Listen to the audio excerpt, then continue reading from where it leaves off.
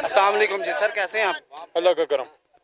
Sir Khan साहब का क्या कॉल है आगे, क्या उन्होंने बताया, क्या अभी तो जो आगे की डायरेक्शन है, फ़िलहाल तो एक पुरअमन एहतजाज है कि मुल्क के और कौम के इतने बड़े लीडर पे कल जो जानी हमला हुआ है, तो उस पे एक एहतजाज है, हर जगह लोग निकले हुए हैं, एक पुरअमन एहतजाज है।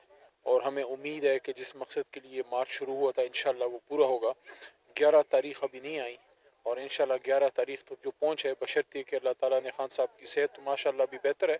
आज मैं उनसे मिला हूँ, जो मीटिंग हुई है सीनियर लीडरशिप की, तो इंशाल्लाह अगर बेहतरी मज़ीद आई तो होपफुली 11 तारीख़ को हम सब उधर होंगे।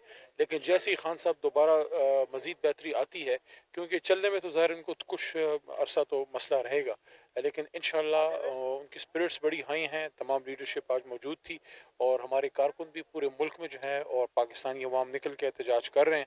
मेरे ख्याल में इम्पोर्टेड हुकूमत के पास एक ही रास्ता है कि जो एक डिमांड इमरान खान साहब ने की है कि एक फ़्रेश इलेक्शन की कॉल दी जाए, फ़्रेश इलेक्शन की डेट अनाउंस हो और उसके बाद ये सारा कुछ ऑटोमेटिकली जो है अपनी अपनी जगह पे चला जाएगा। लेकिन ये जो जुल्म कल हुआ है, इसको हम ऐसे नहीं जाने देंगे। इसका जो है जिसने भी ये किया है उसको इसकी कीमत उसको चुकानी पड़ेगी। लेकिन सर इस टाइम जो मोटरवे के ऊपर जो आवाम परेशान है उसके बारे में कब तक ये ब्लॉक रहेगी मोटरवे, कब तक की कॉल है, कब क्या इसके बारे में? नहीं, वो तो जब तक सेक्रेटरी जनरल साहब खान साहब की इजाज़त नहीं देते, तो वो तो कारकुन अपना पुरअमन एहतजाज जो है वो जारी रखेंगे, कुछ क्योंकि मरीज हैं यहाँ पर, कुछ हाँ, उनके लिए बिल्कुल रास्ता होना चाहिए और उनको रास्ता देंगे भी और होना भी चाहिए। तो लेकिन जी किसको आप इजाज़त देंगे कि वो उनको जाके वहाँ से निकालें जो परेशान है पीछे जो है? देखें, यहाँ तो जितने हमारे उसको लीड करें खालिद साहब हैं, वो उसको देखेंगे। जो एम्बुलेंस है, जो मरीज़ है, उनको उस पर तो कोई रोक टोक नहीं, वो तो जा सकते हैं।